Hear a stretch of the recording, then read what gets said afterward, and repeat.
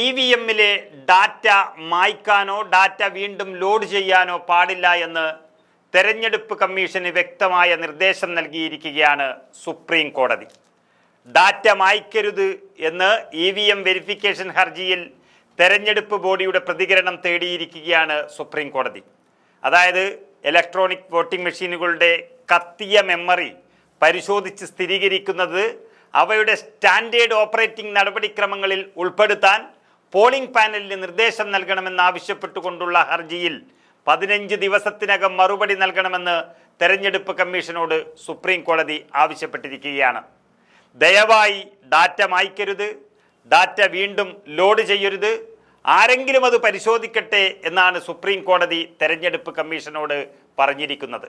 അങ്ങനെ തോന്നിയ പോലെ ചെയ്യാൻ സമ്മതിക്കില്ലെന്നും പരിശോധിക്കാതെ വിടില്ലെന്നുമുള്ള ഒരു മുന്നറിയിപ്പ് കൂടിയാണ് സുപ്രീം കോടതി നൽകിയിരിക്കുന്നത്. അസോസിയേഷൻ ഫോർ ഡെമോക്രാറ്റിക് റിഫോംസ് അഥവാ ADR ആണ് ഇതിനായി അപേക്ഷ നൽകിയത്. Chief justice Sanjiv Khanna, justice Dipankar Datta എന്നിവരടങ്ങിയ ബെഞ്ചാണ് ഈ കേസ് പരിഗണിച്ചത്. സുപ്രീം കോടതി വിധി പ്രകാരം തെരഞ്ഞെടുപ്പ് കമ്മീഷൻ സ്വീകരിക്കേണ്ട നടപടിക്രമം അവരുടെ സ്റ്റാൻഡേർഡ് ഓപ്പറേറ്റിംഗ് പ്രോട്ടോക്കോളിന് യോജിച്ചതാണെന്നാണ് തങ്ങൾ ആവശ്യപ്പെടുന്നതെന്നും തങ്ങൾ ആഗ്രഹിക്കുന്നത് EVMകളുടെ സോഫ്റ്റ്വെയറും ഹാർഡ്വെയറും ആരെങ്കിലും പരിശോധിക്കണം എന്നതുമാണ് എന്ന വ്യക്തമായ നിലപാട് ഈ വാദത്തിനിടെ ADRന് വേണ്ടി ഹാജരായ അഭിഭാഷകൻ പ്രശാന്ത് ഭൂഷൺ പറയുകയും ചെയ്തു.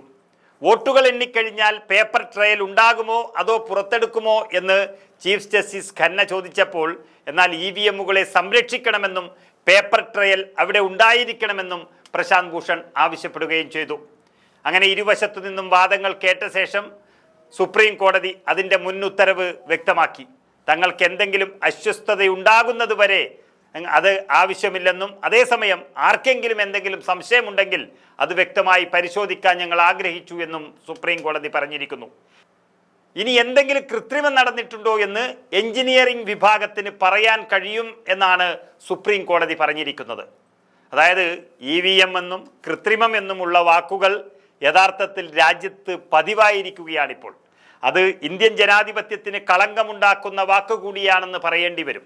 നമുക്കറിയാം, മഹാരാഷ്ട്രയിൽ നിയമസഭാ തെരഞ്ഞെടുപ്പിൽ കൃത്രിമം നടന്നുവെന്നും പട്ടികയിലെ വോട്ടുകളും പോൾ ചെയ്ത വോട്ടുകളും എണ്ണിയ വോട്ടുകളെല്ലാം ലക്ഷക്കണക്കിന് വോട്ടിൻ്റെ വ്യത്യാസമുണ്ടെന്ന് ഈ രാജ്യത്തിൻ്റെ പ്രതിപക്ഷ നേതാവ് തന്നെ ലോകസഭയിൽ പറയുന്ന ഒരവസ്ഥ വന്നു. അങ്ങനെ പറയുമ്പോൾ ഈ തട്ടിപ്പ് ലോകം കാണുന്നുണ്ട് എന്ന് ഓർക്കണം.